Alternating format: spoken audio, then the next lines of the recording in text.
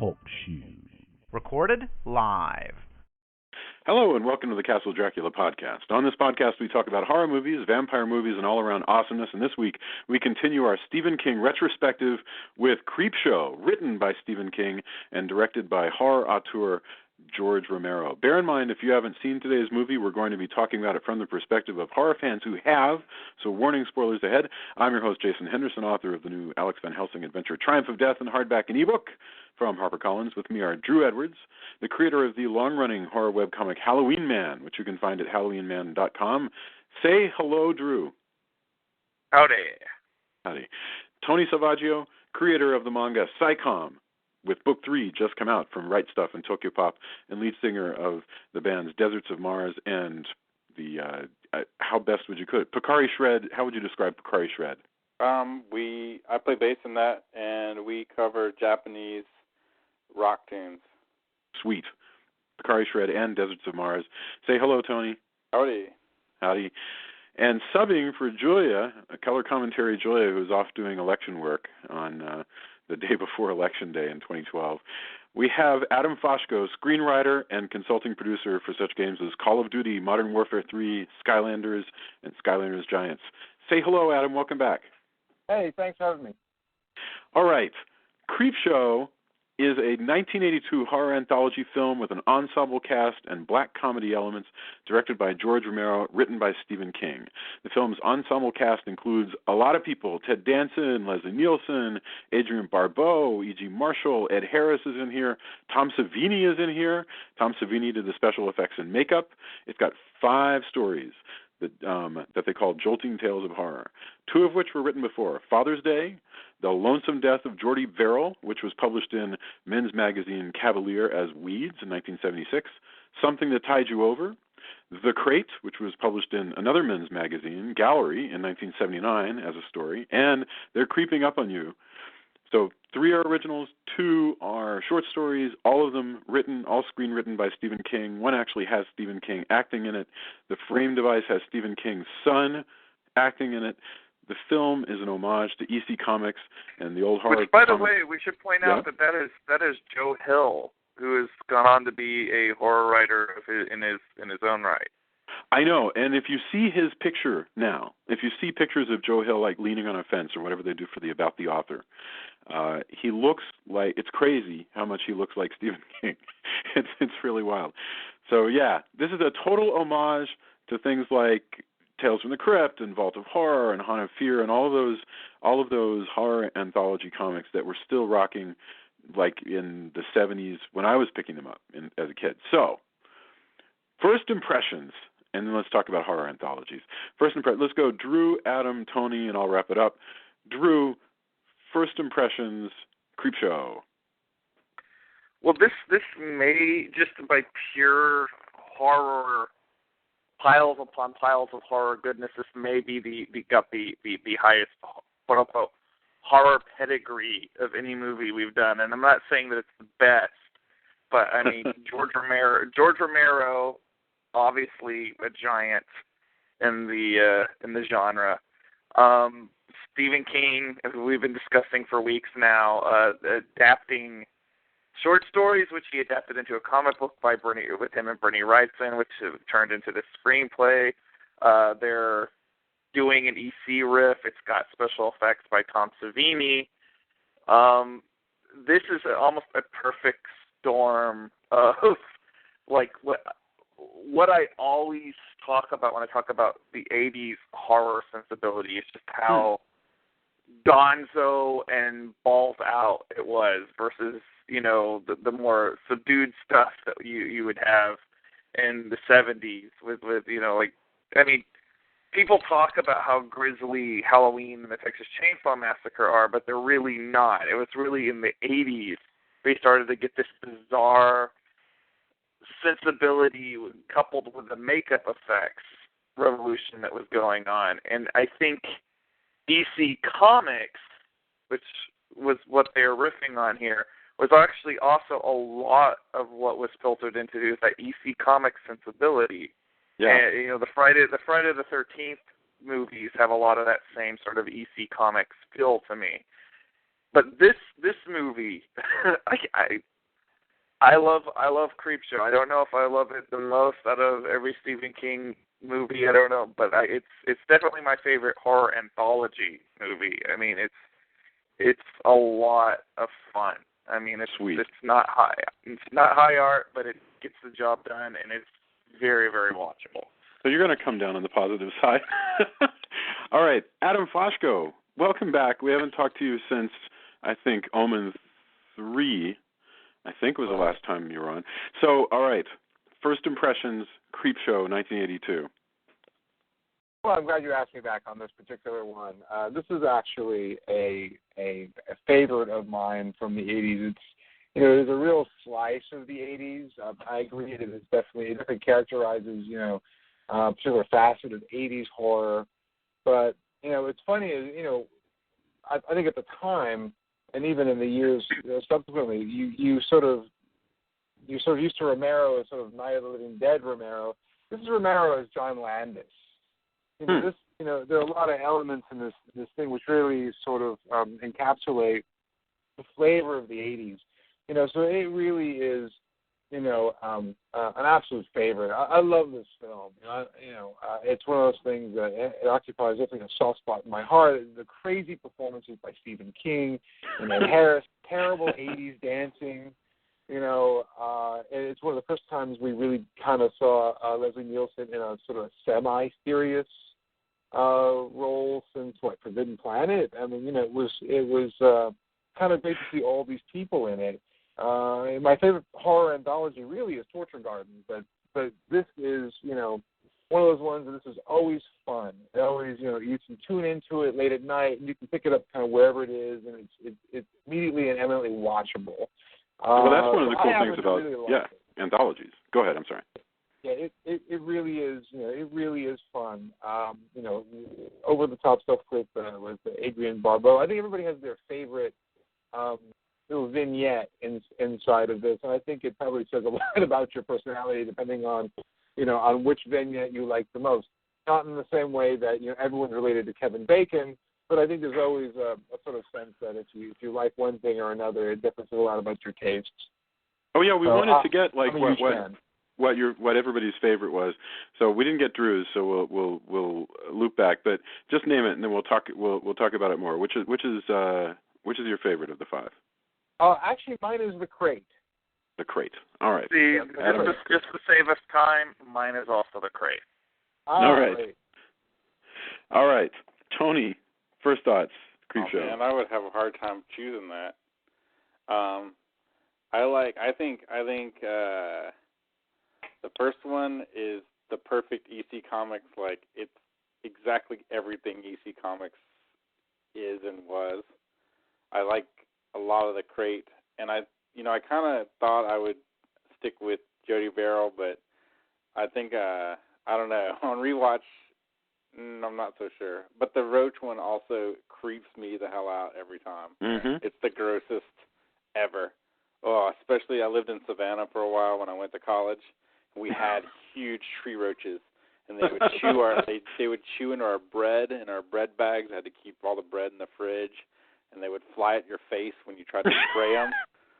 It was freaking, and you would spray them for like what seemed like 5 minutes before they even fell off the wall and crawled towards you, kind of lazily, going, that stings a bit. So that one even now is like, I didn't care about roaches, but after living in Savannah, screw that, man. That thing creeps me out. It's not cool. I even had a friend who woke up. He had a friend, it was really cold, and his friend was sleeping on the floor. Mm-hmm. And he hears his friend going, ah, and just screaming and cursing like a sailor, just freaking out. He runs in, and what had happened in the night, his friend had been sleeping on the floor, and an army of roaches said, hey, look, this is warm over here. And he woke up in the middle of the night, and it was a lot. It was like a mini version of this that final thing.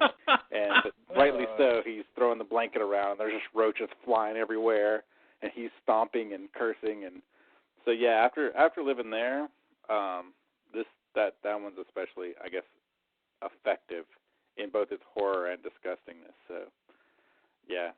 But it's hard for me to choose. I like each of them for different reasons, to be honest with you. All right. For me, first of all, I saw this movie for the first time in HD. Watching it last night, and that was kind of neat to actually see this movie like almost theater grade. It is so weird. It is so much like an actual EC comic, right down to just the complete wackadoo morality that's at play in the EC universe. Exactly. They have whole nother rules in this universe. It's very strange. People deserve to die for being jerks, and that's the way it ought to be. There's most of the time they're rich jerks, by the way. Right. The rich jerks especially deserve to die. Jerks. Which, you can die. You deserve to die. You deserve to die if you're a nag. That's another sin of the EC universe. Yeah. People who commit murder, sometimes the murder is deserved, but there's a really good chance that the universe will take revenge on you. And there's curses work. It's a cool. I love how it's an almost coherent little universe of basically like 8-year-old morality, of the morality that makes sense to a boy, 8 to 12, reading these comic books and going, man, she's just a Herod and she deserves to get killed. she deserves to get eaten by a Yeti. Or if my dad throws out this comic, he deserves for me to stick a needle in the voodoo doll's neck. That's right. Exactly right. Over and over and over. Well, he does hit his son. It's not just the comics. Oh, he's a jackass. It's true. Yeah, So, all right. I want to, before we get into the everything, including the framing device and how, but I agree. This is this is a fun movie to watch. But when we get into it, we can talk a little bit about the tone. In fact, let's do it now. Let's talk about the anthologies, how this is like anthologies, and how it's different and what people can expect. I mean, and to frame this question, I can just throw it out to anybody who wants to speak up. But horror anthologies have a long tradition, but I don't, and I watched a lot of them, and they're really important to me, but I don't ever get the impression that as many horror anthologies as there have been, that they've actually ever been tremendously popular. I've no idea. I don't know anybody who's like, you know what, I wish there were a horror anthology coming out this Friday. And but this one is very different from the ones of the 60s. Adam, you were talking a little bit about the history of horror anthologies. Well, what's interesting is, I don't exactly know, pre-1960s, really how many anthologies were in the feature world. I don't think there were many. My father worked in anthologies in television with Rod Serling and also with Hitchcock. So, that was one of those things where I think the anthology was born of, presumably of radio, but then particularly it was a child of television. And I don't think it showed up in theaters until shows like Torture Garden. I think that and I think twice you have like Twice Told Tales and other Vincent Price. Oh, that's true. Okay, so you've got. So I guess you've got these 2 or 3 like sweeps of anthologies that come through, because you're right. You have a couple of those in the 60s from, I don't even know if those are actually Corman. I think those are American International Vincent Price vehicles, basically. Oh, that would make sense. Yeah. It would have been a Corman thing, maybe even. Was it Corman or was it purely? Well, Corman was doing a lot of those. I don't remember if he made that one, but it was in color and it had Basil Rathbone and Vincent Price, I remember. And as we start to think about it, so there's that bunch maybe there's not a bunch, maybe there's just that one. I'm trying to think how many. Well, there's 2. There's and I forget the name of the other one. And I'm sure I'll remember it after we're done recording. Well, there's also Black Sabbath, but wouldn't Black Sabbath fall into this category? Oh yeah, no, you're right. Black Sabbath. Yeah, so that makes sense. So I mean, that's the earliest I think that I can really remember. And that was great. Still startling. I mean, that's a great picture. But what's funny about that is you get to those ones in the 60s, Sabbath and Twice Told Tales. Those are great, but they're told with a certain amount of, I don't know, middle ground classiness. But there's no framing device. And then in the 70s, I guess late 60s, right, and then the 70s, Amicus starts to make the same movie like 5 times, and they're all awesome. Well, Amicus, though, was very literally following the Tales from the Crypt format from the comics. I mean, they even did a Tales from the Crypt movie and a Vault of Horror movie. Although I don't think they were as successful at capturing. I like this too, Amicus EC adaptations, but this captures the flavor of EC Comics so much better. Yeah, no, I mean, I think you're right. I mean, okay, Torture Garden, which Adam mentioned, is one of those ones with a framing device. So that's when this really starts to take hold. This thing of, hey, let's make a movie that actually captures the way these comics worked. Because the way these comics worked is you had a framing device. Usually it was a very simple one. It was a host who sits in a chair or walks around a house or does whatever he does and says usually these incredibly lame puns as he sets up the story. And I've never understood. I'm not knocking it. I'm not saying it shouldn't be that way, but the tone is always, titles like Something to Tide You Over, about a tide coming in and out, stuff like that. Sure, that's terrible. Yeah, very, very bad puns, and that's just the way they work. What's interesting is, if you look at the actual structure of it, if you jump to Torture Garden and even Tales from the Crypt, the film from 1971, 72. Yeah, those are both the interstitial, the core of it, the setup was actually a morality tale. Yeah. Everybody who was involved in this, and in Torture Garden, they were all there to be judged. And there was another third one, I think, somewhere, but they were all there to be judged. And in the end, well, there was Vault of Horror, which was all. Torture Garden was all written by Robert Bloch, and it was awesome. And yeah, in that one, 5 guys gather in a fun house and are taking a tour, and the devilish guy kind of says that he's going to tell each of them their future, or where they're coming from, or whatever. And then there's Tales from the Crypt. 5 guys get stuck like in an elevator bay and tell one another stories. Let me tell you something, you out there in listening universe land. If you find yourself like at some roadside one thing or another, like a botanical garden, and 5 of you are like stuck somewhere and have to wait, and you start like telling one another stories, you are dead already. I don't know. Yeah, that's a good point. Yeah, you were killed. You are already dead. You just don't know it yet. Yeah, and you'll be played by Joan Collins in the version of you. So there was that one. There was Vault of Horror, which had Tom Baker, and that one I think they were literally stuck in an elevator in a big building. And then there's probably a couple more, and then that all died. But I mean, boy, they're awesome. But those. There's one on the train too, and I can't remember. I'm just totally drawing. Dr. Terror's House of Horrors, starring Peter Cushing. That's one of my favorites. Yes. They were all British also. Bear in mind, all of those movies were British. And they were adapting these crazy American grotesque comic books. But what they didn't adapt was the crazy American bad taste of it all. That's the weird thing. And I think that's what you have to get to CREEPSHOW and if you don't agree with me on bad taste, at least the brazen taste of CREEPSHOW, just that the garish, crazy colors, all the puns are here, everything's here. It's like Stephen King watched. Huh? Say it again. That's a good point.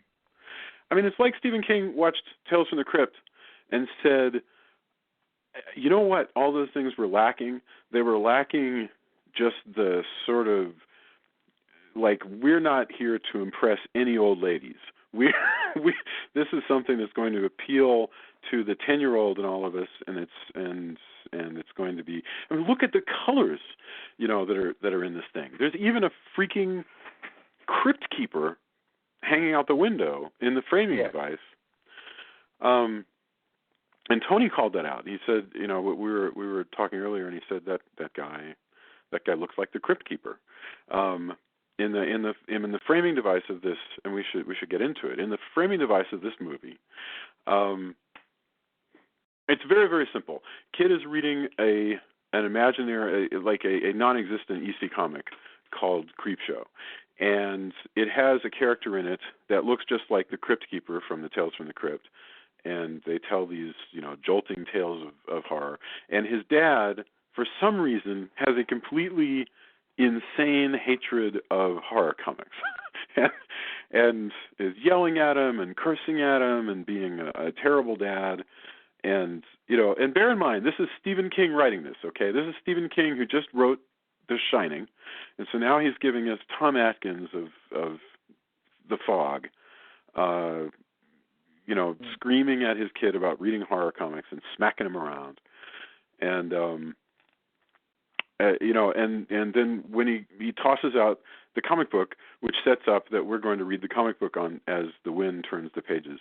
And by the way, we're all there going, I hope something bad happens to that dad.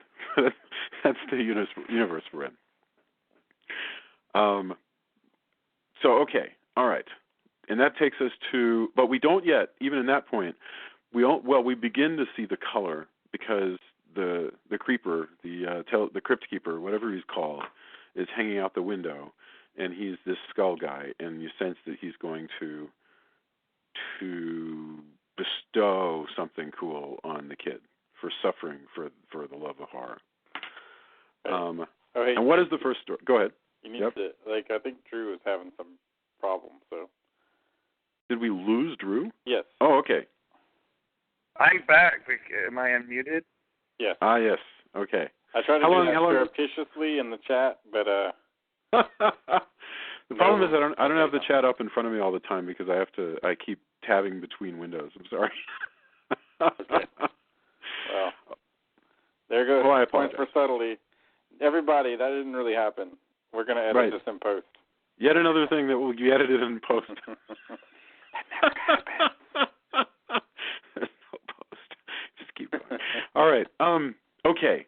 So with that in mind, the first we have everybody here. The first story is called Father's Day, and I think Tony said that this is his favorite one. You want to explain to us what happens on Father's Day, Tony? Well, we get I'm not sure if it's my favorite, but it's definitely the most EC Comics. You have a bunch of hoity-toity people who all are a family and are bickering all the time, and they represent all the things that you might have in a hoity-toity, super blue blood family. And one of them's husband, Ed Harris, who's just there along, just dealing with the family in general.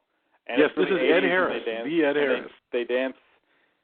There's an 80s dance number that's good where they decided to turn up the hi-fi and dance super 80s style. And and they're very rich, so they don't watch TV. There's no television. Exactly. So there's a whole backstory with an invalid. I guess it's the woman. It would be the grandfather and the father of the two sisters. One of the sisters had to take care of him, and eventually he met a very suspicious demise. It's Father's Day, and they've all decided to celebrate. And the aunt comes, the woman's aunt comes every Father's Day, drunkenly weaving her car to the location. And then crazy EC Comics mayhem ensues, involving a reanimated father who just wants his Father's Day cake. It was a birthday cake, actually, right?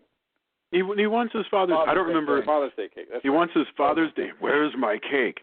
Yeah. That is so easy. And I've been trying to pick out the EC themes, and this one is basically revenge. They're usually about revenge. Most of them are revenge.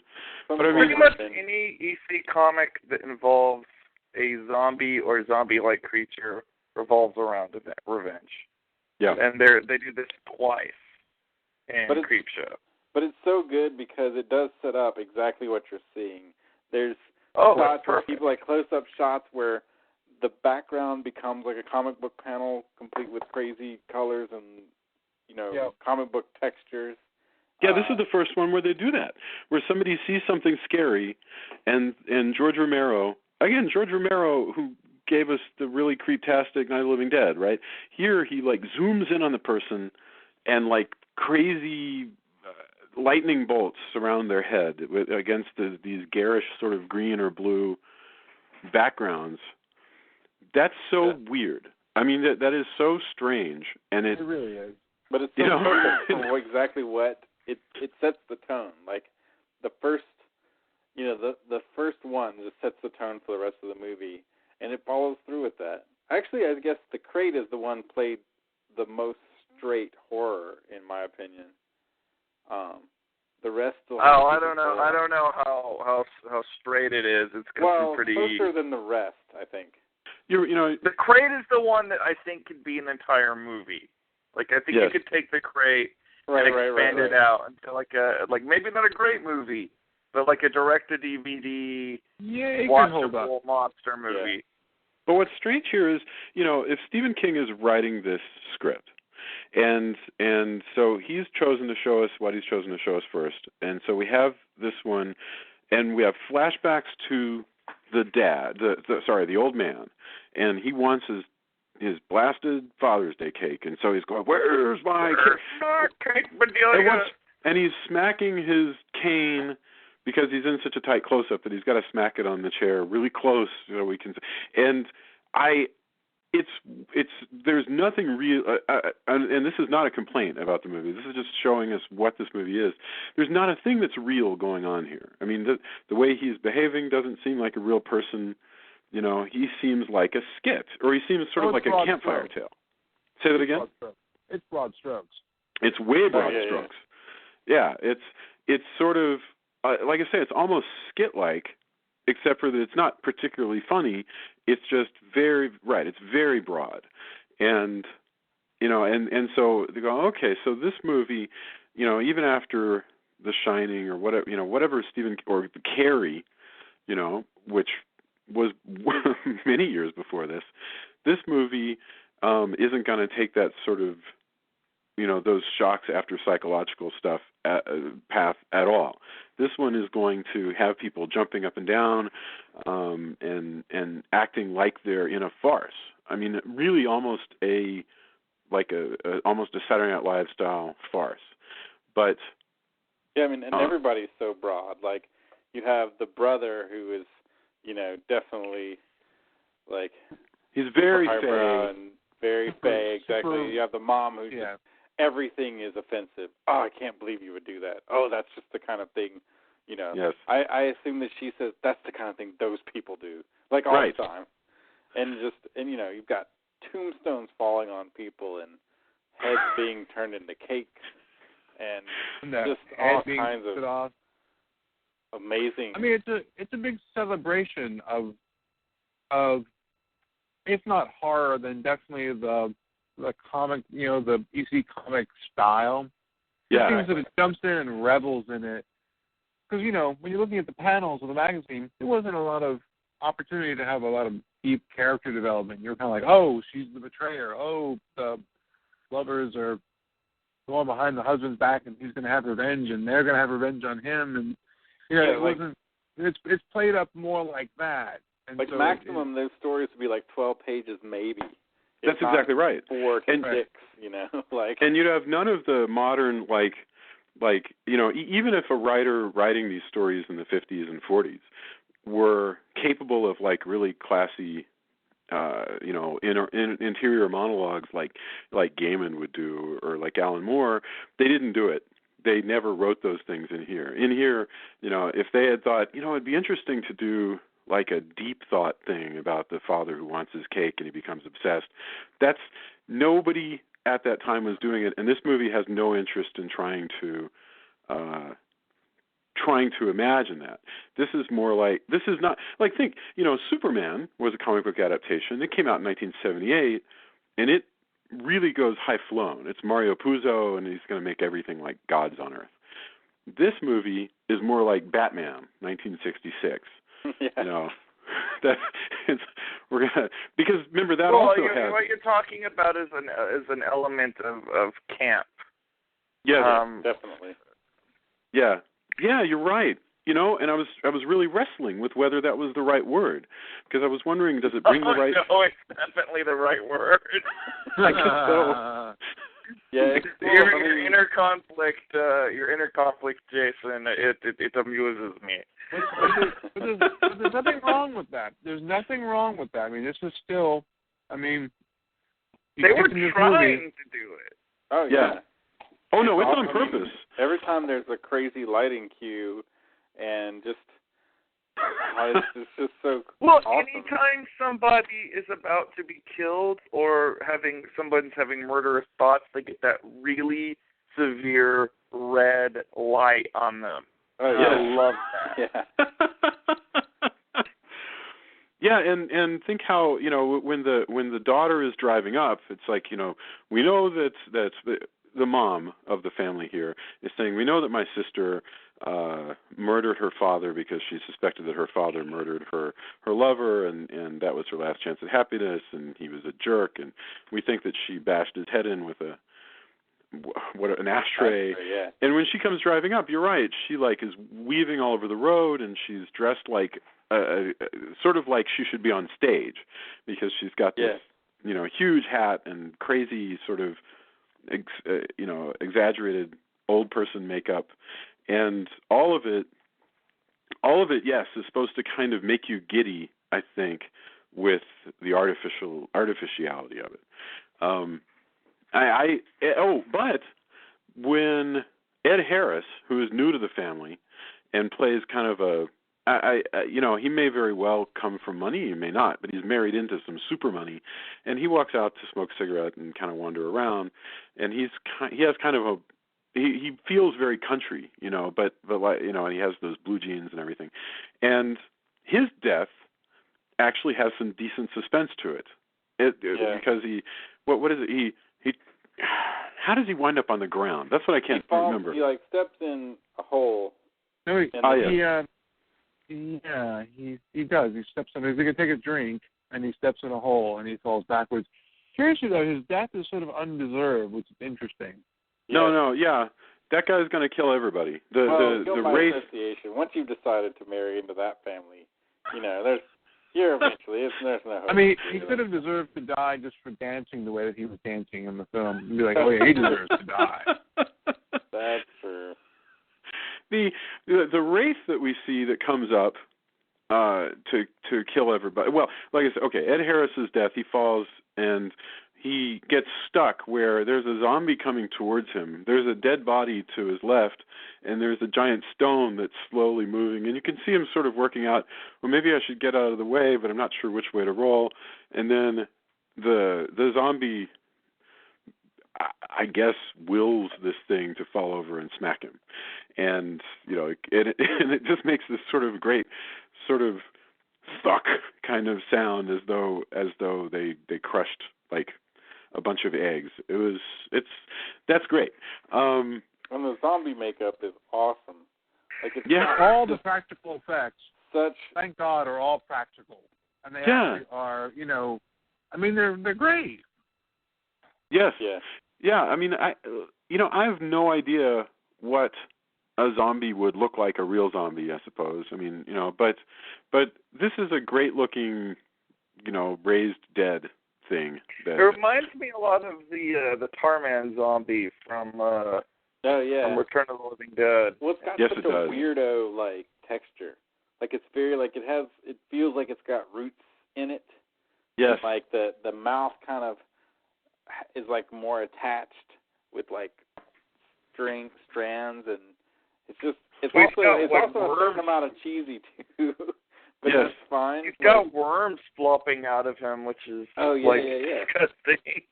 Well, this is all Savini, and he's really good at building these effects that include both a lot of rubber and to be fair, a lot of people complain that they don't like to see all the latex, you know, that they can tell it's latex. But whatever. It has a lot of rubber in it, but it also has a lot of fluid. He's using things like eggs and stuff like this to just kind of make everything gloopy. Later on, we're going to see more of this stuff with the other zombies, and they actually have like living sea creatures wiggling in their heads and stuff like that. I mean, this is some neat stuff. When was Tony? You're the Romero guy. When was Dawn of the Dead?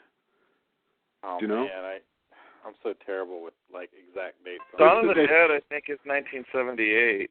I could be wrong about that. And Dawn of the Dead was Savini, and that's Savini doing the effects and Romero doing the directing.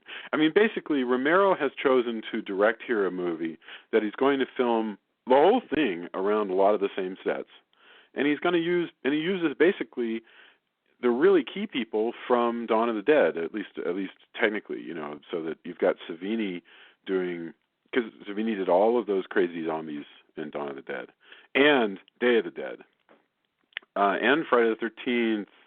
I can't remember which Friday the 13th he did. He did Friday the 13th 1, and he did Friday the 13th, the final chapter. Remarkable. Those are the only ones that Savini was there for? I think he might have did 2. I don't remember off the top of my head, and I'm almost ashamed to say that. No, I'm just curious. Tom Savini. Well, I'm not even going to look it up right now because that would be absurd. But Galen Ross is also in this, who is also in Dawn of the Dead, which I didn't realize until this time watching. Galen and who's he again? No, I don't remember. Galen Ross is the woman from Dawn of the Dead, and she is the girlfriend / wife / second water zombie in the Ted Danson. Yeah. Oh, Leslie of course. All right, very cool. All right, so anyway, this one, the Father's Day wraps up with a kind of gory visual pun, and this is the one that also sets up the vocabulary for the whole movie, because zombies knocking off the whole family one at a time, and he finally emerges to address his 2 grandchildren, grown, obnoxious, 20-something grandchildren, but with their mother's head on a plate, and he goes, I finally got my cake, and he's sort of dressed it up with candles and stuff. And I love the notion. All of these things pay off in ways that you're not really. But I love the notion that the zombie spent some time, in the kitchen, getting a plate out. This cake was really. Look, if your cake is important enough that you come back from the dead, your cake is important enough to dress up with candles and put on a nice platter, a pasty bag, and some frosting, and yeah. I mean, you're coming back from the dead. You better make it good. His only real regret is that he has to actually fix the cake. Do you think he kills the 2 grandchildren, or do you think he forces them to eat their mother's head? That's all his father. What a crazy question! I love it. I think he probably, because the EC comics usually end like that, right? You're not sure exactly. My guess is, following the logical path, they sit down and have to have some cake. Maybe he kills them after that, actually. But I think if you're gonna continue with the way things are going, somebody's eating cake. I don't like the cut of your chin, young man. Forcibly or not. Either way, I guess it is technically forcibly, because the threat of undead grandpa is probably force enough. He's really, he is a lot more vital as a zombie than he appeared as the whiny guy in the chair. Yeah, well, he doesn't have to have a wheelchair anymore. So we go straight, right, that's true. Walk around and, make a cake on his daughter's head. Okay, so we go straight from that. That one pays off with a punchline, here's my cake, and they set up this device that they're going to keep using through the whole picture, where they turn the frame into a comic book, into a real comic book. And first they show everybody with the crazy lighting cues behind them, which is great, and then it turns into a comic book where it's literally an image from the screen. And remember, also cool animated sequences between interstitials. Yes. Well, where the comic book flips down and opens up and goes. The wind takes it to the next story. I just wanted to mention one thing, which is that I mentioned Superman earlier. Superman did this. Superman transitioned from a drawn comic book image into a visual image at the beginning, because that one began with a child reading from Action Comics. It's so funny that actually gives me chills when I think about it now, because that was so beautifully done. But all right, back to something that will not, it might give you chills, but it won't make you verklempt with how beautiful it is. The Lonesome Death of Jordy Verrill next is an almost one-man show of two that are like this. It really is, and I don't know where this is shot. I guess it's on a stage. I really have no idea, but it's about this farmer, played by Stephen King, pretending to be the dumbest country bumpkin that has ever lived. He's playing one of the rednecks. He's so obsessed with in all of his stories. Loves to hate. Knows really well. Stephen King's books are always full of all these details, these just extreme details of what redneck life is like. What kind of liquor they drink, what kind of magazines, what their houses look like, what sort of things are adorning the walls. And you're right. He's playing Jordy Verrill, who is an extraordinarily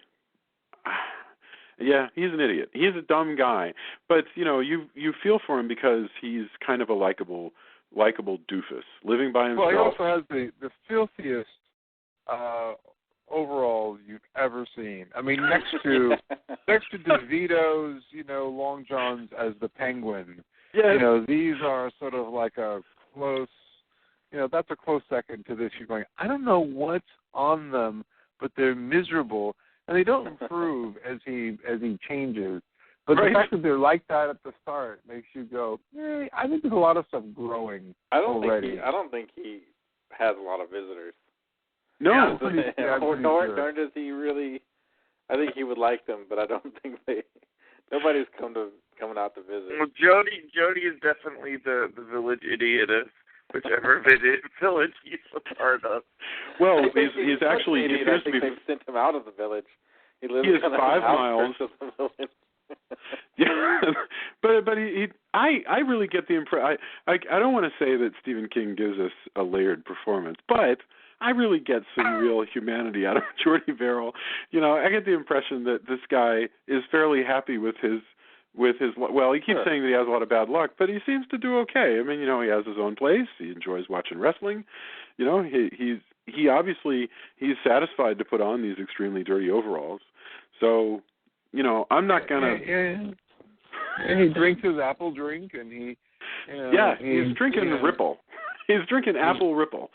He's totally happy watching wrestling. Really happy watching wrestling. Yes. And it all has to be ruined by a damn meteor. Okay, so speaking of the damn meteor, into Jordy Verrill's yard in front of his ramshackle little place, which is just strewn with junk, like something out of a country western music video where no swing set is ever in complete repair. Huh. It's just strewn with stuff, buckets and what have you. And this meteor comes down, boom. And Jordy Verrill, I guess, has seen movies with meteors in them, but never seen The Blob, so he figures. Never touch the thing with a stick, never do it. Never touch the thing. He sees this thing. It's a meteor, and he goes, "That's a meteor, and I'll bet that I can sell that thing up at the college." He actually has a line because it's all done through. Because that's where the smart people are. Yes, as the Department of Meteors. I wonder how much they'd pay for that up at the college. And he has a fantasy. Jordy Verrill has a fantasy where he goes to the college and the Department of Meteors. Yes. Where they have a cash box where they pay for meteors. Well, what's weird is the comic. I read the comic so many times before I could catch Oh, really? The show and it was on cable, and especially for a couple of summers that if you watched HBO or Showtime or Cinemax, you were going to catch it. Like, it was going to be on. You were going to see this movie. by hook or by crook, even if you flip it on and off like constantly, because it was on all the time. Like this and Crocodile Dundee. It's like Yeah. you're going to see something. But I think it's weird because I think possibly the sad parts and the emotional parts are played better in the comic. But the cutscenes, like with the doctor and everything, are shot so weirdly, and just like, you know, the perspective and just the way the performances are and the way he views the outside world in his head and how the doctor would act and the professor would act, are played. It just works better in the movie, I think. Like and it's a really, really close. Like the adaptation's really, really close. They obviously use this as a storyboard. I mean, and partially, you know, shooting script.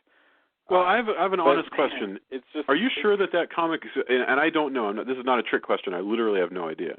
You're sure that comic was made before the movie, or is it based on? It may have been made at the same time. Just for me, like I read it beforehand, and so. Oh, you did? I've only seen it. I thought it was literally made after the film. I thought so. Yeah, I mean that's probably the case. I have always just assumed that the comic book came after, but yeah, that's for me it came first. Like, yeah, it came after. But I just found it. It came after by literally. Oh no, it preceded the actual release in the United States. So the comic book would have come first, but it was it actually was done after the movie was shot. Right. But for me, you know, they were created. It was a simultaneous creation, sort of. Right. Okay. But but I think the emotional parts of the story, you know, the lonesome parts of Jordy Verrill's life are definitely better to me in the comic. Like his final moments and leading up to that are actually, like, the way it's portrayed in the comic are actually kind of touching and sad. All of it, you know, he's just had. You know, like I think if you ever want to know what kind of movie you're watching, it is summed up best in the sequence where he finally decides he's going to take a bath to get the space moss off of him, and he looks down and goes, "Oh no, not there too." Yeah, exactly. Yeah. But his interactions, like all the things. No, they're shot crazy. I think are just like the movie. It's so just insane, like all of it, and also since you get a really kind of insight into how he views the world. Yes. The Department of Meteors guy. Oh, and then when he breaks the meteor, you know, he pours water on it because it's hot, because he burns his fingers, because obviously he didn't, you know, think about it falling through the air and being the fact it's smoking, you know. And so he breaks it, and oh no, there goes my meteor money. Yeah, because they won't want to buy a better TV. Maybe, you know, get some more. And he imagines being scolded. This poor idiot. I mean, genuinely, he imagines being scolded by the Department of Meteors, who won't give him money anymore because he's broken it. You know, that's how I bet that's how the guy, the really dumb guy in Idiocracy views the guy from the past. Look, you know, you and your highfalutin speak. And your departments of meteors. That's how people are. That's how the smart people are. You know? When you hear like the intellectual elite, that's probably how you're being. Like if you are ever part of the intellectual elite, or if you want to know how people view them when they say that, it's probably that. All those people in the Department of Meteors, and they're looking down on us, and they won't give us our $500.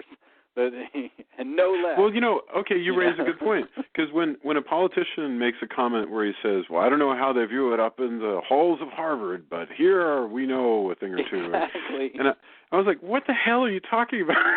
You know? What I like is most of those people have actually went to Harvard. Yes. And they're banking on people, or some school like that, where they're banking on people to have, I don't know, forgotten that. It's like, wait a second, sir. When did you ever go to community college?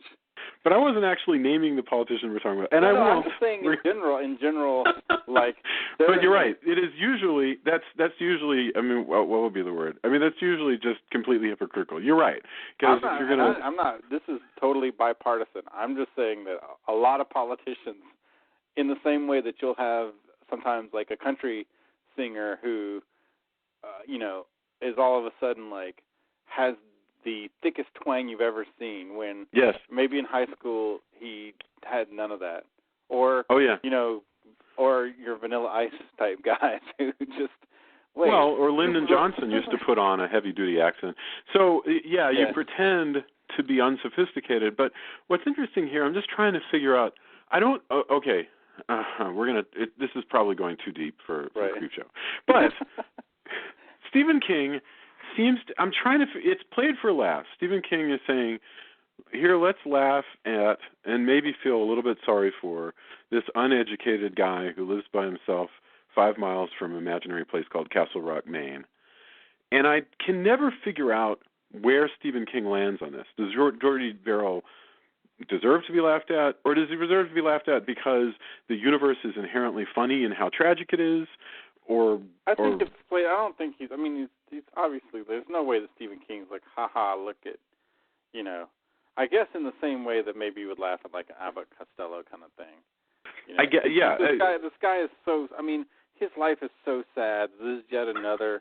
Just the universe has it in for him, and he's haunted by his dad. That's another good one. His conscience. His dad's his conscience and actually like the part of his brain that actually reasons, Yes. Like, hey, maybe don't get in that bath. It's just this space moss that's growing on you. And it'll make it grow more. And you know it. And so he's using his dad to be like, you get the impression probably his dad throughout his life was like, Jordy, don't touch that. You know? Or any of those number of things that his long-suffering father probably had to do. And maybe, was kind of short with him and always told him he was worthless. Maybe that's why he is how he is. But he's using that as the voice of his conscience and his, intellect. And then, I just wanted to mention, and I think that Drew's back. I wanted to mention that was done also in The Stand. Almost exactly the same thing, because Tom is really slow-witted. Tom is developmentally disabled, and he has to nurse Gary. I'm going to say the actor. He has to nurse Gary Sinise back to health because Gary Sinise has a bad fever because he has an infected wound and stuff. And Nick, who was the mute guy, comes to Tom in a dream and tells him what medicine to get in the drugstore. And this is a thing that Stephen King likes to do, where dumb people can reach way into the recesses of their brain and dig reason out, if they must. Well, also, this is one of the other ones have some cheesy bit, but this one even has, funny sound effects and voice and, it's definitely played the least serious of all of the bits. Yeah. Yeah. And it's funny that King decides this is the one.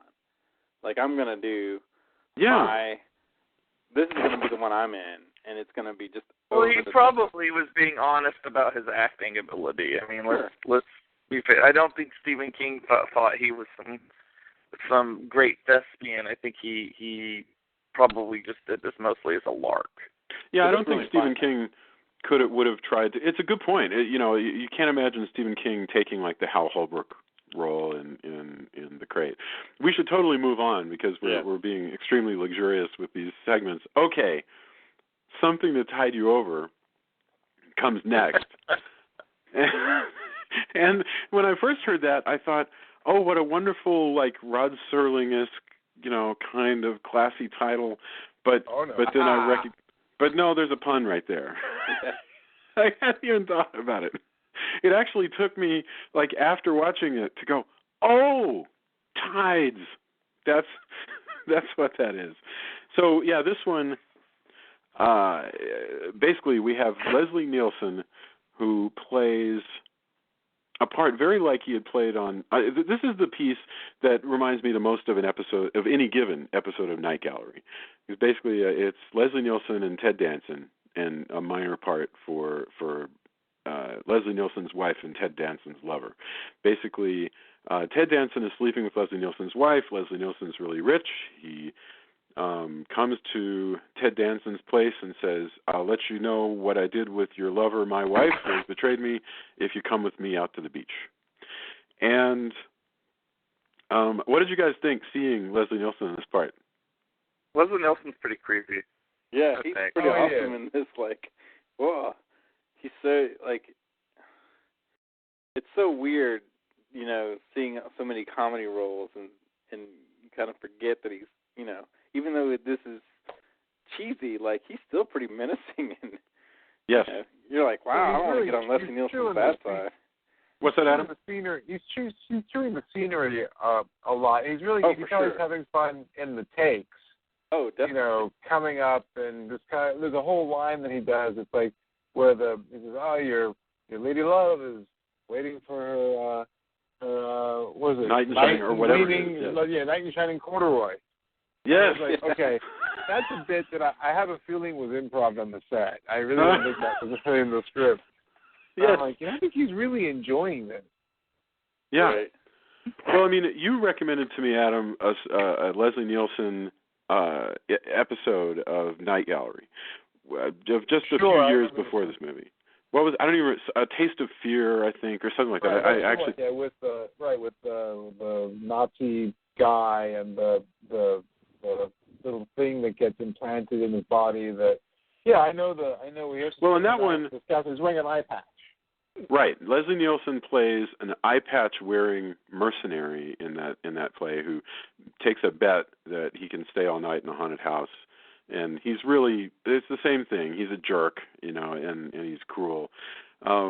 Here, Leslie Nielsen is more charming than all that. He is, you know, he has this wonderful line where he says to Ted Danson, I think as he's driving him out to the beach, where Ted Danson, by the way, making a terrible mistake to go anywhere with this guy, I gotta say, but whatever. You know, they're headed out there. Especially since he can supposedly bench press 300 pounds, which I don't. Right. Evidently, which I don't buy. I think you may be right. I think you're right about that. But now, actually, Nielsen can probably press pretty well. He's actually a hefty dude in these things. It's fun seeing him in these early roles. He used to be a straight actor, you know. This is after Airplane, so he's like right at the event horizon of Leslie Nielsen Mark II when he does this, you know, and he's still playing this sort of heavy role. So yeah, he takes Danson out to the beach. And he says, "Oh well, now that you're here at the beach, there's a hole in the sand. Get into it because I'm pointing a gun at you now." And Danson at this point still doesn't do, I think, what would still be a pretty sensible thing to do, which would be to just take your chances and run. You know, but no, Danson goes. He gets into the hole. Buries himself down. The reasoning that and Nielsen plays this for all it's worth. You know, he does things like playing with covering up Danson's face and then go, "Oh no, you know, I'm not gonna do that. You just have to be incapacitated so I can show you where your lover is." And he goes, "I'm not gonna shoot you. You know, I'm not gonna suffocate you." And it all turns out they're gonna wait for the tide to come in. And I actually thought this was very scary. the business with you know, Danson, you know, being worried that he's about to drown and all that stuff. Except they do the comic book thing when he's dying, which in the comic you're like, oh, yes, that's chilling and kind of scary and gross. But when you're watching it on screen, and all of a sudden turns to crazy lighting, and you know, the background changes to comic book. It does kind of diffuse it a little bit. And maybe I think you're right. It's not nearly as scary as really drowning would be. I mean, and I'm not saying that to be facetious. I mean, you know, there are people who drown in Saving Private Ryan, and you really feel for them. Here, you're right. And maybe that's something that EC does. I mean, the trick of this movie is that it is showing you a lot of these scary things, and then it is kind of holding it at a reserve, by having goofy sound effects or by doing these weird cues. So it's like you're watching kind of a kabuki theater version of these things. Also because this is EC Comics land, and excuse me, Ted Danson will probably rise from his watery grave, which is exactly. Which is precisely what happens.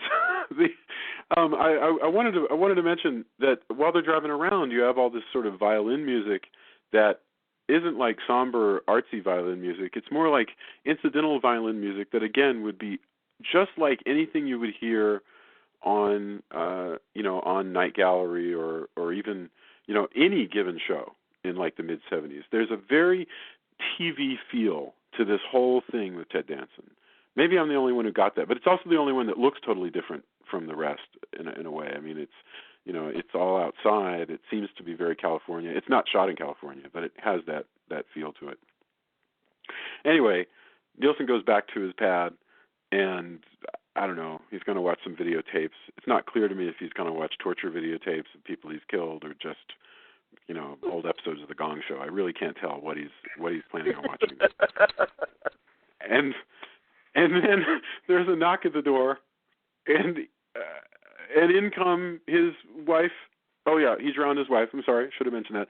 Anyway, in come in the two people he drowned earlier that day. And they are the most awesome Tom Savini zombies I've ever seen. They are, sort of inflated with water, and they're dripping water all over the place, and they're covered with seaweed. And there appear to be like, and even when he shoots at them, dirty seawater comes out of them.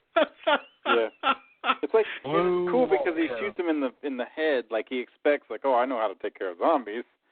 Yeah, and no, it doesn't work. They're Romero zombies, but they're not Romero zombies in that sense. They're easy comics zombies. They're zombies of vengeance. That's right. Exactly. You're right. They're vengeance zombies. And you're right that if we were doing a big encyclopedia article about zombies, these are vengeance zombies. They're there just to drag you and do. So, we don't see what happens next, but presumably the two zombies, incapacitate Leslie Nielsen and borrow his car, and the two zombies drive him out to the beach, and then the two zombies get some shovels and dig a hole and put him into it. And I enjoy envisioning all of these scenes. I don't know if they stop for Slurpees, but anyway, we wake up. I just want to know, how do these things happen? But anyway, we wake up, and what's happened? Leslie Nielsen is buried up to his neck in the beach, and he's been prone to crazy laughter.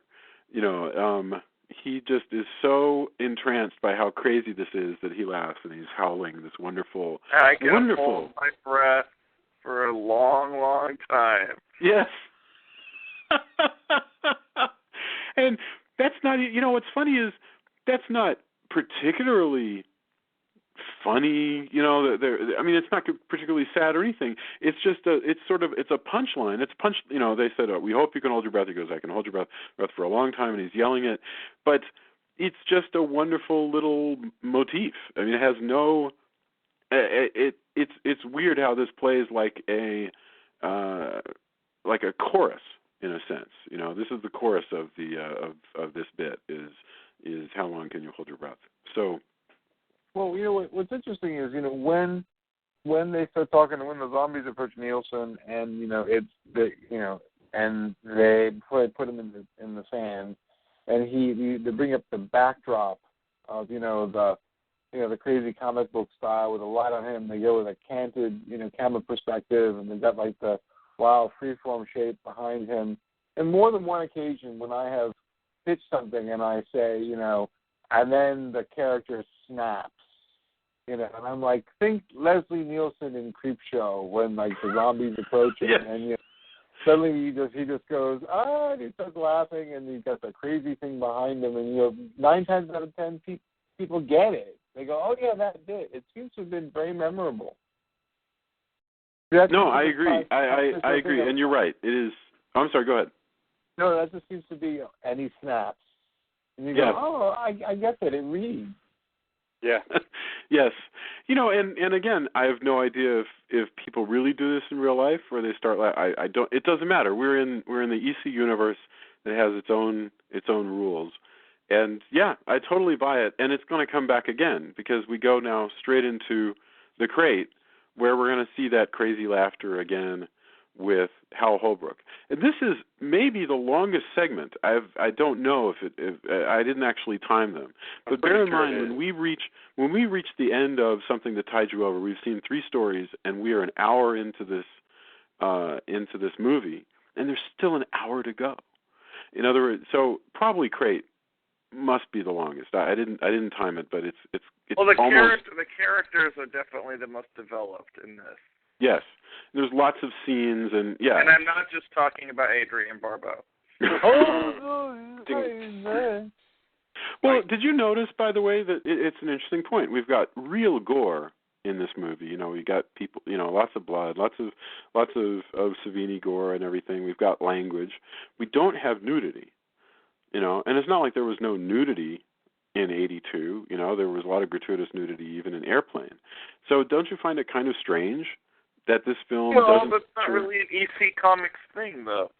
Right. Yeah, definitely not.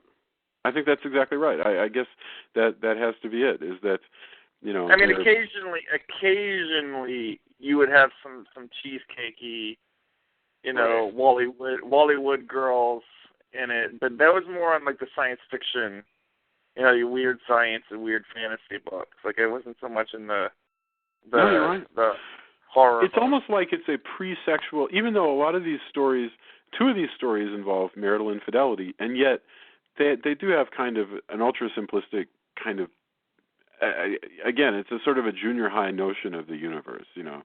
People get married, people have affairs, and they kill their spouses, and you know, and people are married on college campuses, and they want to kill their spouses.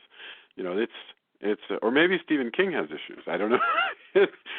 But we meet Hal Holbrook as the slightly befuddled, you know, but instantly lovable Henry, who's a professor at this university. It's Carnegie Mellon, actually, where George Romero actually went to school, and he's shooting at his old school.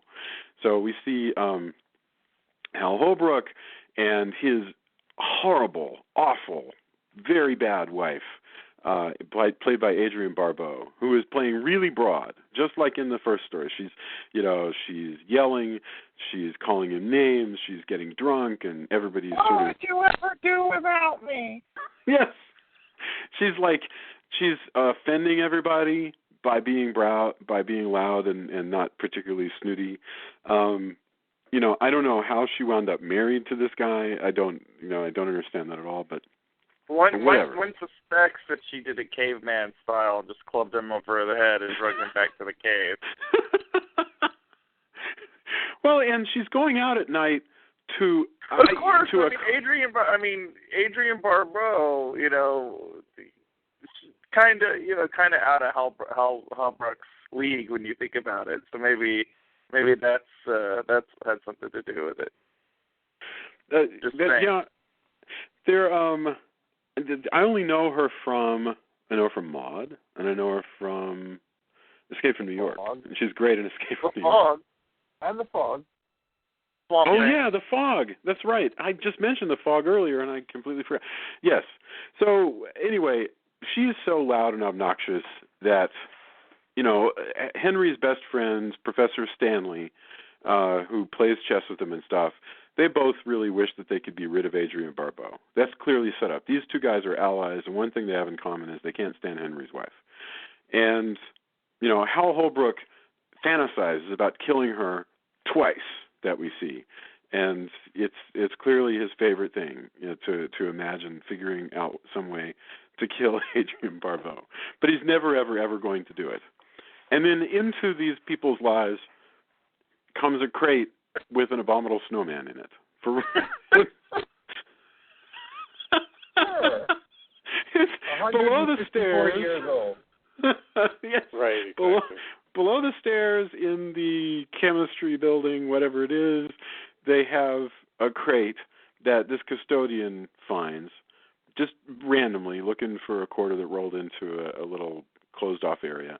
And he finds this old crate, and basically, at this point, one person after another starts investigating the crate and getting eaten by it, except, of course, Professor Stanley, the first professor to look at it, who immediately, goes and tells Hal Holbrook, which is what spins off the rest of the thing. But what a neat... this is so... I don't even know where to start. First of all, this creature is a wonderful creature. It is a perfect sort of Deus Ex Machina EC Comics prop, because it is a 100-however-year-old crate with a monster in it. and so the plot involves how many ways can you move a crate with a monster in it around. The Yeti follows certain rules, as though, because it is a Yeti or a something. It's sort of an ape that we can't tell quite how tall it is, but it's able to get around in small spaces. So it might be like a 4-foot-tall ape that apparently is immortal and can eat people whole without too much discomfort. Weight. Right, without gaining any weight. He displaces their matter entirely, somehow or another. Doesn't matter. He doesn't seem to really have any aspirations to leave the crate and run around until necessary. Well, no. In fact, he leaves bait. There is one point where, after eating the custodian, he leaves a bloody shoe in front so that somebody else will want to go look at the bloody shoe, which is exactly what happens. The grad student that Professor Stanley goes to get goes, I'm going to measure the bite prints on that shoe. And I guess the Yeti is going, he's taking the shoe bait, and jumps on him and eats him. Yeah, there's something all of demonic about this thing, because it's like, it's just such a chaos, thing. It is. It's insane.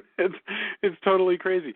And the funny thing is, it's also basically just a prop. This is just Stephen King really getting us to what the story is really going to be about, which is Hal Holbrook hears the story of the creature in the crate, listens to it, and within the span of, as we can tell, 20 minutes, decides, well, that crate sounds like finally the way to kill my wife. And so he in the course of an evening, drugs his friend so that he'll sleep through it all, and then lures Adrienne Barbeau out to get eaten by the monster in the crate. And I don't know. I've run over this story really quickly because I know that we're running short on time. But this is all done so beautifully well. I mean, it's all this is easily I don't know if it's my favorite story of all of them, but it's easily the best made of all of them. It's the one that I think Drew said could almost be a feature in itself. It's played the most straight of a movie that's not played very straight. But it's not campy particularly. I don't know. There's a lot of scenery chewing in this. Oh yeah, Adrienne Barbeau is Well, that's true. He's doing Pacino.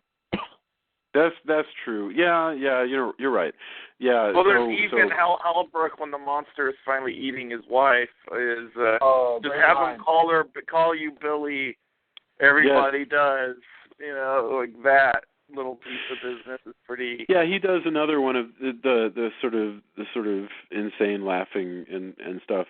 The look of the monster is stylized. It doesn't, look like something that comes from nature. Although it's not supernatural in a way. It does have a very comic book look. No, you're right. It actually looks kind of like something that comes from a mask store. I mean, it really does. It's so well lit and everything, and maybe that's a problem or maybe not. But I kind of like the fact that they don't have a problem showing us the monster. They don't care. They're like, yes, this is the monster. It's big and it looks like it looks like an ape with giant teeth, and it's because the monster really is just a plot device. At one point, they call it a Tasmanian devil, and that's pretty accurate observation. That and you get the impression that Stephen King was like, well, what if you had a crate with a Tasmanian devil in it, and would chew people up, It kind of reminds me of the creature in Big Trouble in Little China a little bit as well. Yeah, I don't remember. Oh, right. That's interesting. It's not. I mean, we'll have to do Big Trouble in Little China when we get around to doing the inevitable John Carpenter retrospective. Totally got to do that. Oh yeah, man, that's a great idea. That's an astonishing idea. I'll talk about that movie any day, any time. Oh yeah. All the time.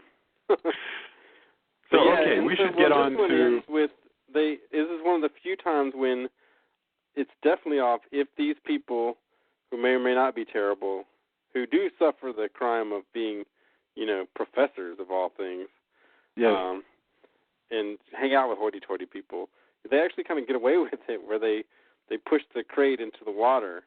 Oh, surely it'll drown. And she's a nag, and that's a sin in the. In the evil must be punished. Her being a nag is actually worth murder in the moral universe of EC. Now, sometimes in the moral universe of EC, murdering people who deserve it still gets you the penalty of being killed by a revenge ghost, a vengeance ghost, but not here. This monster is going to break out of its little crate, which it does, but we don't get it. It certainly does. I think you said it best, Tony. This monster was going to eat probably whatever it comes across. I don't think it's going to come back looking for Hal Holbrook. I think they got it made. That's the thing. Like, it may track itself back and want to hang out in the... Why would he be, honestly, why would he be mad at Hal Holbrook? I guess, he tossed him into the river, but that freed him, and, Hal Holbrook brought him a tasty meal. Yes. I think he would probably be indebted to the guy. It is. He is crazy. He's a chaos monster. He's wonderful. Okay, finally, we got to get to They're Creeping Up on You, which is the closer for this. So we go straight from that, which was on the college setting.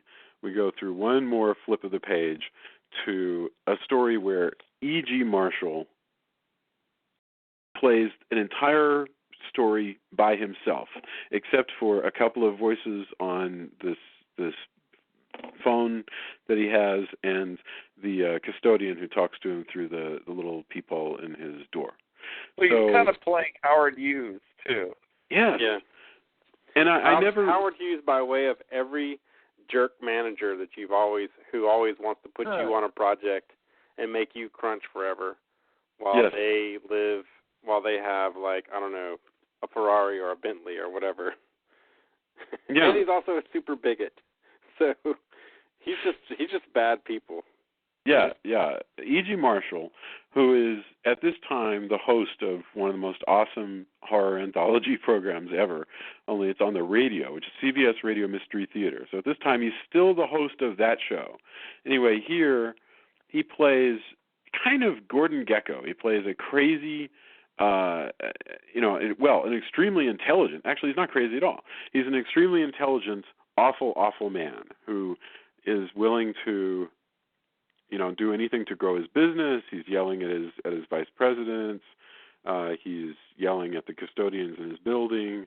He is dismissing and making fun of the spouse of a business rival who committed suicide because of the business dealings that he did. He's just a bad dude all around. And he's foul-mouthed. You hear E.G. Marshall, cursing left and right. So, and he's a germaphobe, by the way. Yeah, all of that. So far, we just got Gordon Gekko, but he is freaked out by germs. This is where it becomes very EC. Is that the one thing that is his downfall is he can't leave this crazy hermetically sealed apartment that he has, that is built to, I guess, keep the bugs out. I mean, he gets roaches occasionally. We see him spraying a roach at the beginning, one roach, and he has, he doesn't touch any surface without putting his hand in a tissue paper first, and if he uses a tissue to pick up the phone, he then sucks the tissue down into this sort of grinder thing. He's a crazy Howard Hughes type dude, and why does what happened happen? Well, the final straw, he's on his way, I think, in the world of EC, is he starts, he's just constantly talking to the wife of the guy who's killed himself, and she's, yelling at him and telling him he's cursed and, hope just bad I things hope happen. you die. Yeah. Yeah. And I hope you die in the worst way possible. Yeah, and he's kind of reveling in that because he's like, oh yeah, well I'm in my awesome sealed up apartment. How could that ever happen? Right. And we find out exactly how. Right. When you think about it, that's sort of, that goes all the way back to the Mask of the Red Death, where the prince believes that because he's the prince and because he only surrounds himself with the best people, that he can shut himself up into the walls of the castle and the Red Death will never get near him. But you're right. The gods of EC have decided they'll listen to this woman's prayer, where, not literally, we don't see anything like an actual prayer, but if we can accept what she says, I hope you die a miserable death. Granted, it's not a prayer, it's a curse. Yeah, but she doesn't even say it in terms of I curse you. She just says, I hope you die a miserable death. And in the EC universe, the gods always have their ears cocked for something like that. Right. And the crypt keeper is a vengeful but just god. Yes, right. That's exactly right. They hear that, and especially if your death can be a pun. Oh my God, yes. So E.G. Marshall, basically what happens is over the course of the evening, the bugs get worse and worse. He can't really get any help from the custodians because there's a blackout all over town. And that's caused, apparently, a lot of the, I guess, if we can assume there's any practical reality to this, that's caused a lot of the security around him to fall down because roaches are getting in. And the roaches in this universe really, really want to kill him. So, because they're part of this lady's curse. And also, people don't really want to help him because he's a bigot. And right. I can't remember what he says that's bigoted. I'll totally go with you there. He really is. He says all kinds of things. He says a lot, and then that's why the black guy comes to try to help him. Is basically puts on this whole, old timey air and is a jerk back, which is awesome. Oh no, Mr. Pratt! Why would I think you're crazy? Yeah, that's right. I remember that. Yeah, I mean. He's awful. Every conceivable way they can make a man acting in a bunch of scenes by himself, walking around a set. The ways they can make a man like that awful and deserve to die, they do them all. It's kind of amazing, considering again, this could be done on a play off Broadway. Just like absolutely. One room. Yeah. I don't know how you do the bugs, but still. So he. Hang on. Got Drew back.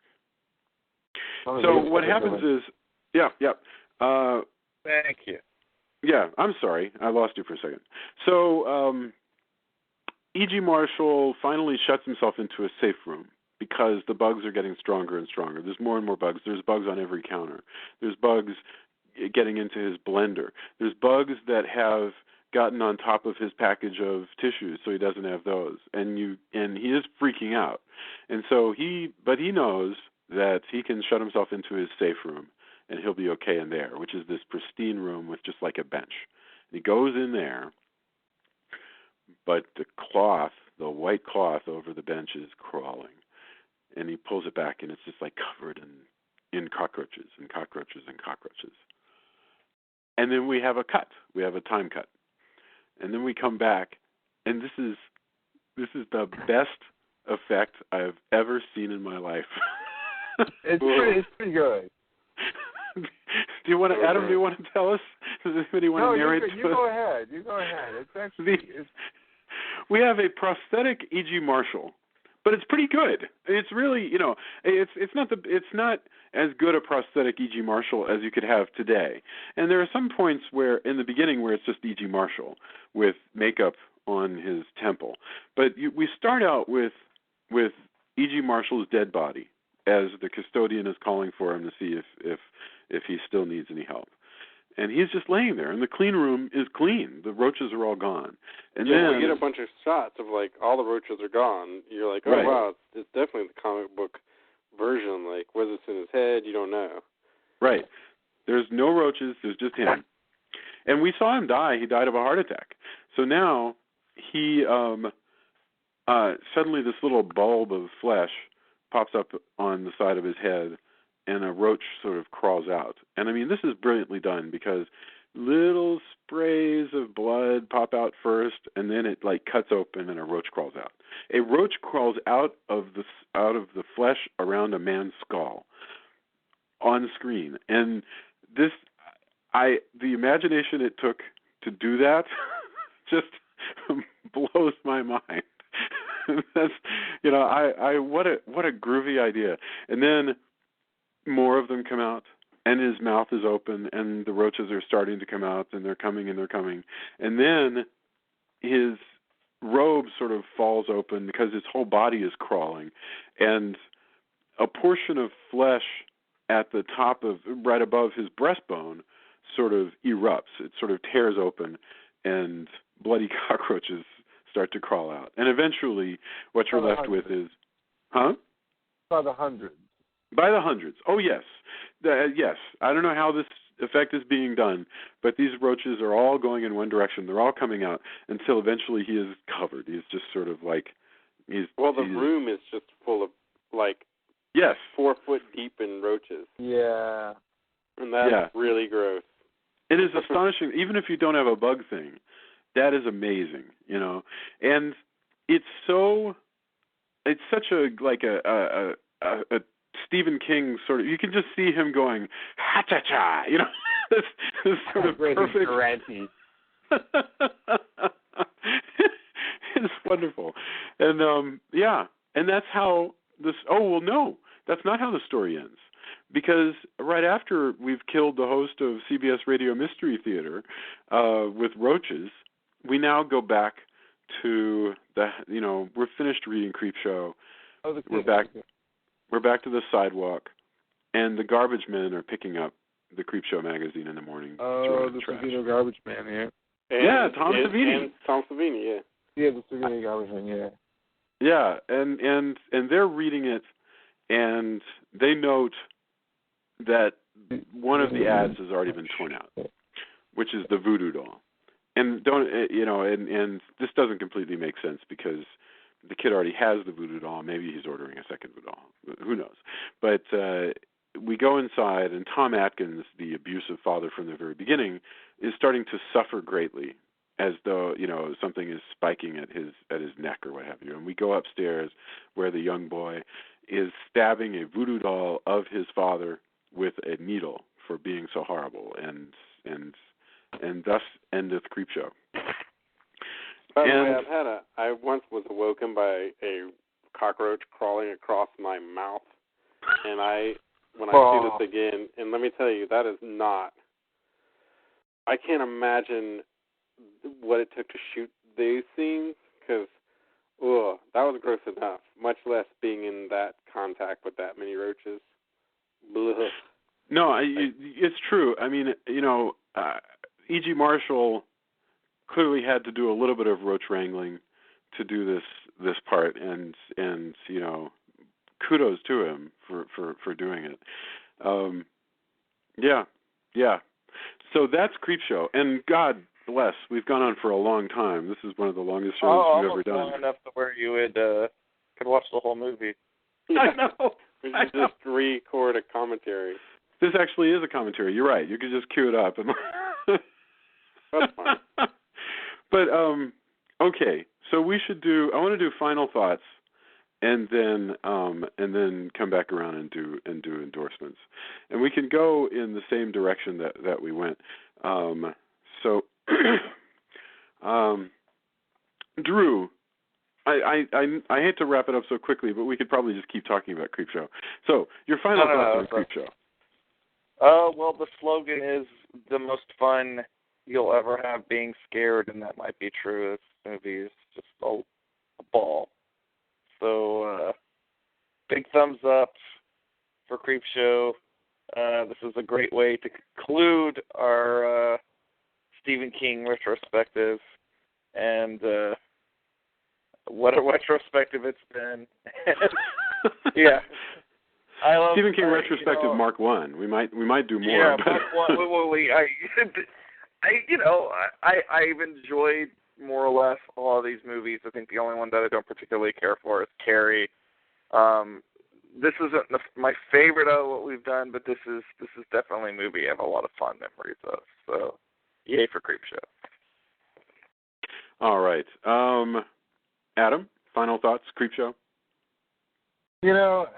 I wish there was something bad I could say about this, but I mean, with all the practical effects, the fact that, it really is such an unapologetic slice of the 80s, and you really got, Romero, who was sort of like the grandfather of, black and white horror, zombie cinema, kind of doing John Landis. It's like having James Whale and the Zucker brothers together as sort of like an unholy push me pull you kind of creature. It really is, it's an amazing amount of fun. You can't really treat it like a normal horror movie. It just has all the tropes in it that you like, and this really strange system of morality. Yeah. It's all the whole idea of being the morality of an 8-year-old boy, I think, is actually pretty strong. So the fact that I really hadn't. As many times I've seen this movie, it was my first time seeing the Hal Holbrook section for some reason. I have no idea. So now I feel like I've seen the entire picture, and it's just great. It's one that you should. If you haven't seen it, you should see it. If nothing else, just to sort of have that as part of your foundation for horror from the 80s, and it kind of reasonably holds up. It's surprisingly good. Again, the practical effects are kind of amazing. You just take it for what it is. I really like it. Yeah. All right, Tony, final thoughts, CREEPSHOw. I still really enjoy this. Like I said, I was exposed to the comic first just because I didn't have cable for a long time. And then I really, really enjoy it. I remember I like the framing device. Also, it's a great thing if you're young enough, like you can understand, oh, my parents hate these comics. I never wanted a voodoo doll, like to voodoo doll my parents, but you kind of feel like you would do that if they took away your comic, and definitely if they hit you. Yeah. And he's got and it's such great trappings too. And when you start out, he's got like and I'm jealous. He's got the Shogun Warriors Godzilla in his room, and I'm like, he does a bunch of stuff, yeah. And it's just all cool and all the stuff you dig, and you're like, yeah, you teach him, and that frames these awesome like scenes that are just they're a comic book. We have comic book movies all the time, but you very rarely see this kind of like, we are going to make a comic book. Yeah. Scott Pilgrim does it really well. Well, really, fun, the only thing that has the same sensibility is the Tales from the Crypt TV show, which probably wouldn't have existed without this movie. And the Adam West Batman had it kind of, had that going on, but not as many people are going to take that same kind of chance. And, the practical effects are awesome. I just have a blast every time I watch this movie. It's not the greatest horror movie, but where it located is perfect. I think you're right, by the way, that it there wouldn't be a it is a comic book on film, and there wouldn't be, and this is my final thought. Without this movie, certainly the Tales from the Crypt TV show never would have happened, although I never really watched that much because it actually came a little bit after the period when I was watching a lot of TV, whereas this movie led directly into Tales from the Dark Side, which I did watch. And, and I'm sure that this is strictly because they didn't have Tales from the Crypt license, but they could create something new called Tales from the Dark Side. And then they did one called Monsters, which just was Tales from the Dark Side sort of retitled to keep going. And so this did start, a bunch of horror anthology stuff. So it's that. But yes, even just by itself, this is wonderful. Compare this with any Tales from the Crypt movie, way better. By leaps and bounds. Yeah, this is really. Come on, although for 90s horror, Demon Knight is pretty an awful lot of fun. I like Demon Knight a lot. Blood not too long ago because it came up on Netflix, and I was like, oh yeah. Well, I mean, you know what? You're right. I shouldn't diss Tales from the Crypt, but this is really great. This has a Stephen King screenplay to it, and it's really. This is great. This is great. But the Crypt Keeper that they came up with for that show is a perfect storm. Awesome. Yeah. You're right. There's a lot there, but I should mention, and we'll do endorsements backwards because I'll just go ahead and flow right into this. Stephen King's writing here really, to me, is more like is an encapsulation of the stuff that he was talking about in his book Danse Macabre. Because in Danse Macabre, he spends a lot of time talking about his theories of horror, about like the kinds of stuff that he likes to enjoy and he likes to write. And sometimes he goes deep and he wants to give you this frisson of some sort of creeping terror, about something cosmic. And sometimes he just wants to freak you out and be a showman. And this is all that stuff. And so I totally recommend Danse Macabre, which was not available for years, but now is available on Kindle. And I think it's been re-released in print recently with an updated intro. The book itself is dated as hell. I mean, it was written in probably like 1982, about the same time that he wrote CREEPSHOW. And it's, so all the references are dated. And so it suffers for that. He really needs to rewrite it, frankly. But it's so good, it doesn't even matter. So as a giant think book, if you will, on the horror universe, as of up to the Reagan administration, I really recommend Danse Macabre. And the other thing that I would mention is CBS Radio Mystery Theater.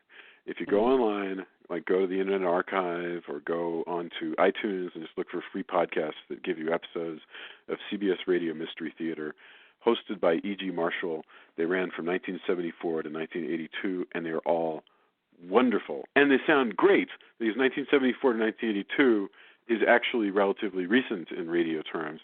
So all those recordings are beautiful. And E.G. Marshall would end every one of his episodes going, this is E.G. Marshall, pleasant dreams, and that would be the end. So that's it. Yes, CBS Radio Mystery Theater. Okay, endorsements. Continuing to go backwards. Tony, do you have anything for us? Oh man, I'm trying to think. I'm sure there was something, and now I've totally drawn a blank. We can come back to you if you want. Well, I might just have to post on the Facebook page. All right. Seems like there was something, and I can't remember. We have an endorsement deferral. That's fine. Yeah. We'll post it on the Facebook page. All right. No. Drew, any endorsements? Adam was next. Oh, Adam. Yes. The order is all screwed up for me. I'm sorry. Adam. No, go crazy. So look, I know Halloween is just passed and everything else. Being in Los Angeles, I went to Monsterpalooza. I think Jason and I was sending you some stuff from kind of live from Monsterpalooza as I was there, which actually had a remarkable presence of H.P. Lovecraft stuff, which again made me think of you in our afternoons watching Dagon and kind of whatever else we could lay our hands on, in 900-degree weather outside, but in the dark theater of my house at the time. But I'd forgotten how really awesome it was to be able to go once in a while to a place where there are a bunch of people from all over, but they really have a passion for horror movies and different subgenres within horror. And also the added bonus was there's so many effects people out here that, first of all, everybody's freaking costume was amazing. This was Monsterpalooza, it was called? Monsterpalooza in Los Angeles. So it's obviously not for this year, but for next year, anyone coming out to LA to check out Monsterpalooza will not be disappointed. It was a remarkably fun time, like a several days out in the valley, and in Burbank, and just everyone shows up, and everybody from the industry, and it's just affects people and their booths and everything. So it's just this astonishing array of all these people, all this great stuff, and movies running 24 hours a day for several days, and I've just forgotten how cool that was. So, just for the genre, and also for the kind of podcast you're running, I mean, that's it's such a great combination of things. And the other is, and now that I've sort of seen this again, I really feel like going back and seeing Torture Garden again. And I've sort of held that up as being one of the better anthology films, even though it was the late '60s and it was in the UK. Where did you see Torture Garden again? What's that? How did you see Torture Garden again? DVD. Oh, okay. All right. So it was actually out on DVD, and I mean I hadn't seen it since probably like a Sunday afternoon kind of thing, on television. I was never able to quite place it, and I had a vague memory about it, but I saw it probably, I don't know, not too long ago, and found that some of it was surprisingly effective suspense and horror. It was actually really good. So, while we're on the topic, less on King and more on anthologies, and I'd really recommend that picture.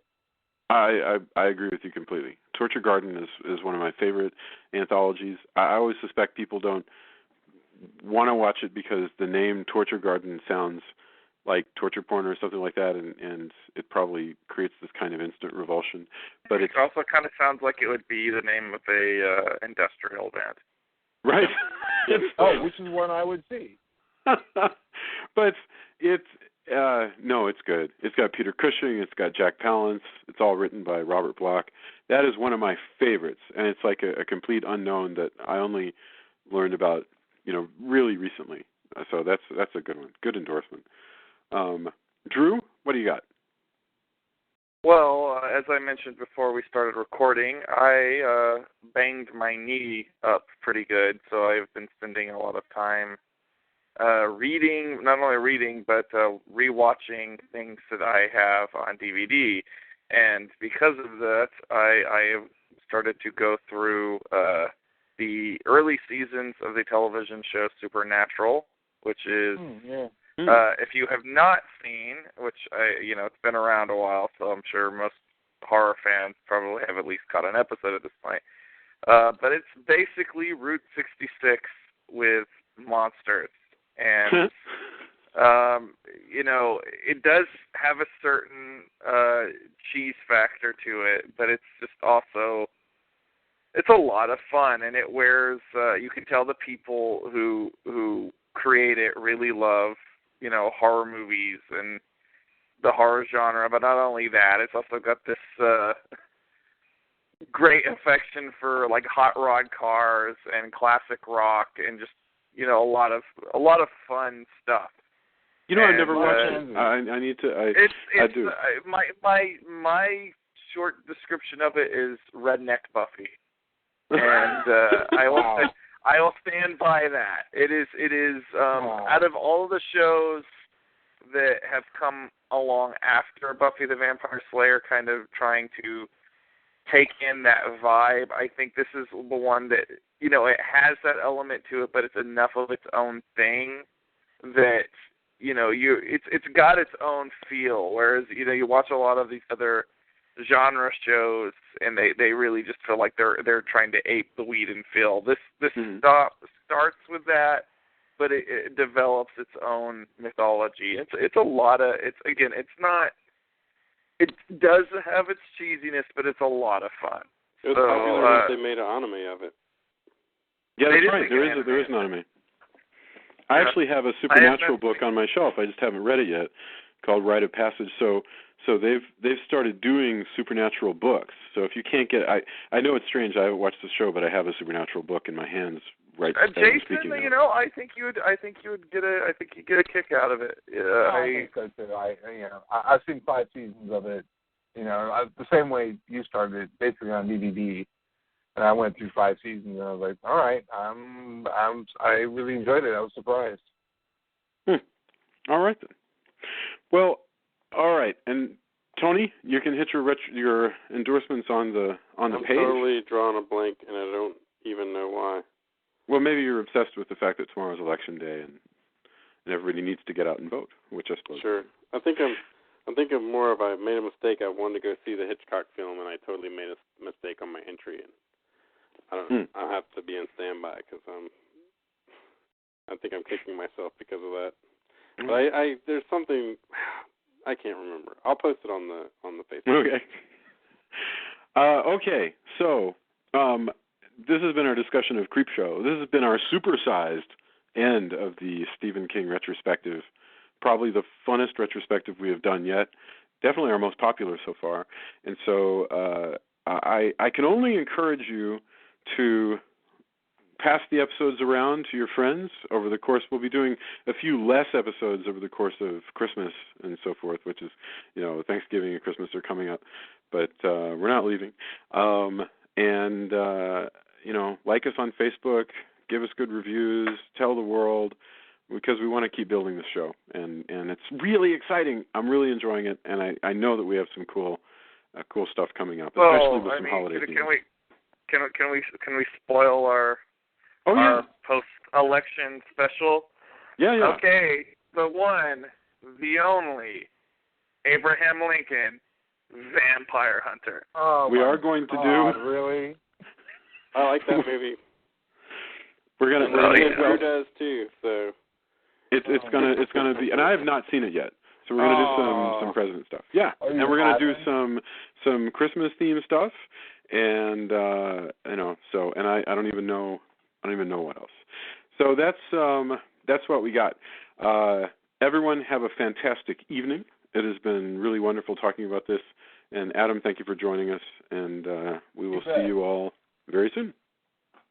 Bye, guys. Night all. Later. See you soon. Bye.